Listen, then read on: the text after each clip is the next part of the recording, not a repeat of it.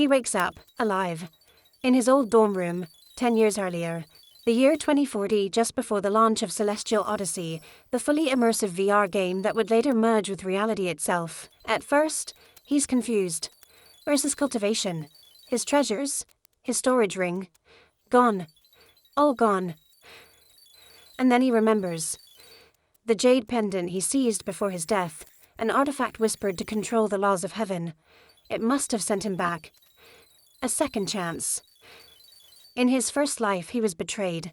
Oh, betrayal again, my favorite word, by his closest friend Dorian Valen and his lover Illyra Valen. Together they drained him of everything and left him to die in the cave of the mighty Luminous Dragon. Tragic, yes, but also terribly predictable.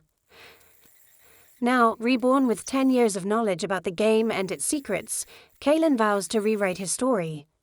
Hidden quests, divine treasures, legendary beasts. He knows them all.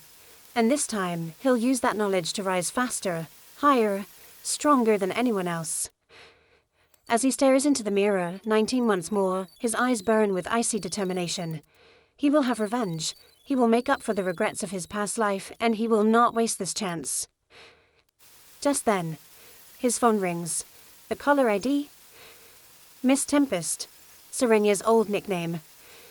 Kalen smiles softly, answering her call. For the first time in 10 years, he hears her voice. And in that moment, he whispers an apology she doesn't understand. But he does, because this life will be different. This time, he won't let her down. 10 years ago, the cruel irony of fate. Our reborn protagonist, Kalen Arden, remembers the phone call that shattered everything. On the line was his old friend, Serenia Vale, panicked, telling him she'd just seen his girlfriend, Lyra Valen, kissing another man and hopping into his car. A betrayal in broad daylight. But back then, Kalen didn't believe her. No, he even scolded Serenia, and their friendship was torn apart. Serenia, once so close to him, left the university and transferred elsewhere. And Kalen, well, he stayed with Lyra, blind and in love. For 10 years. Yes, 10 years of lies, until Lyra's mask fell, revealing she wasn't just unfaithful. She was an angel-faced viper. Worse still, she betrayed him to his so-called brother, Dorian Valen. Together, those snakes deceived him, drained his wealth, and pushed him to his death. But now reborn, Kalen answers Serenia's call with new clarity. She warns him again about Lyra, desperate for him to believe her this time. But instead of rage, Kalen chuckles. He tells her he doesn't care about Lyra anymore and invites Serenia out for dinner. Naturally, she's baffled. What? The man who worshipped Lyra like a goddess suddenly doesn't care? And so, Serenia rushes over, tall and striking, turning heads like a campus idol as she meets Kalen outside his dorm. She demands teppanyaki as a reward for her good deed, and off they go to the food street. Over sizzling dishes, Serenia insists on repeating the betrayal story, even admitting Lyra used to say goodnight to 7 or 8 different guys every night. 7 or 8. Oh, the audacity. Serenia warns him again and again, but Kalen only smiles, insisting he's already done with Lyra. What Serenia doesn't know is that her old friend is no longer the same naive boy. He has lived and died once already, and he won't waste time on heartbreak again. Then, here's the setup for destiny. Serenia asks if he's heard of the new VR game, Celestial Odyssey. Kalen answers calmly. Not only has he heard of it, but he's planning to go pro. Serenia nearly drops her chopsticks. Kalen, the campus gaming legend who once ranked top in every game but refused to go professional, suddenly wants to gamble his future on a brand new title. She can hardly believe it. But Kalen is firm. He tells her to forget the old games. They're a waste of time. This game, will change the world. Serenia, excited, begs him to carry her along, and Kalen agrees. He even reveals he'll soon drop out of school to fully devote himself to the game. Serenia is stunned. Degrees mean nothing to him now. Yet seeing the determination in his eyes, she can only raise her glass and toast him, calling him the most badass she's ever seen. And so, over a shared meal, Kalen's second life truly begins. This time, no blind love, no wasted years, only ambition, revenge, and the road to power through Celestial Odyssey. Dear viewers, let's talk about our unlucky genius, Arendor Vale. Once a mighty Enlightenment realm cultivator, now reborn into the body of his younger self, broke, hungry, and very, very awkward. After reuniting with his old friend, Selena Rowan, yes, the tall, fiery goddess who can make grown men freeze with a single glare, Arendor proudly declared he'd treat her to a meal. Bold words, until the bill arrived. Alas, our great cultivator discovered his WeChat, Alipay, and even his credit cards were emptier than his storage ring. He wanted to vanish on the spot, but poor Selena had to foot the bill. Imagine, an Enlightenment powerhouse reduced to freeloader status. Oh ho ho, Selena scolded him mercilessly, waving her fists like she'd happily use him as her personal punching bag. And what did Arendor do? He had laughed it off, made some cheeky comment about being her balloon to pump, and promptly got his ear twisted. Romance? Maybe. Comedy? Absolutely. But embarrassment aside, Arendor had no time to waste. He ditched his dorm, moved into a neat little apartment, and finally bought the thing that mattered most, a game ring for the legendary new VR title, Chronicles of Immortality. And then, the fateful night came. Midnight, August 8th, 2040. The servers went live and players around the globe rushed in. With a single flash, Arendor was transported back to that starry void, standing in a grand palace. 10 years later, he was finally back where it all began, and this time, he won't let fate toy with him again. Ah, behold! Floating before the players was a celestial beauty, Seraphina Noctis, skin like polished jade, robes shimmering like glass, and an aura so divine that mortals dared not breathe too loudly in her presence. She wasn't just any NPC. Oh no, she was the architect of the immortal path, the goddess-created chronicles of eternity. But mortals, being mortals, always make fools of themselves. Many tried flirting, begging for hidden quests, or even touching. And what became of them? A one-way ticket to the in-game jail. Some lost all their charm permanently, doomed to wander as hideous rejects of society.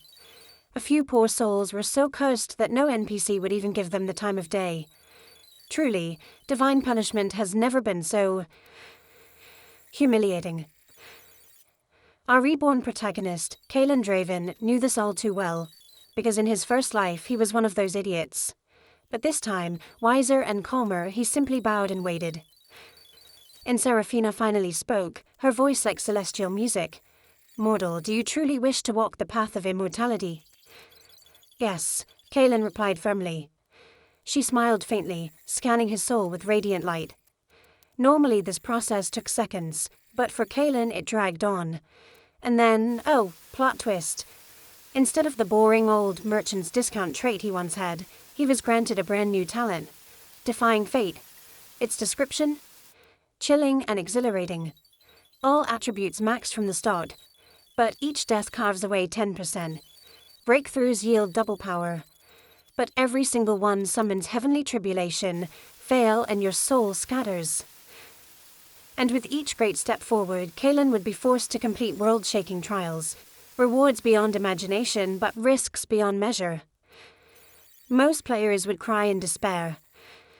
Kalen? He grinned like a madman. After all, what's the point of being reborn if you're not going to gamble with destiny itself? And so, after customizing his new look, goodbye ugly hair, hello elegant crown-style locks, Kalen faced his next choice, his starting land. 4 provinces stretched before him, each tied to a path of cultivation. Magic, medicine, artifacts, or body refinement. This time, with 10 years of future knowledge swirling in his mind, Kalen wouldn't choose blindly. No, he would claim the opportunities hidden within the land of his destiny. His second life as a cultivator had truly begun.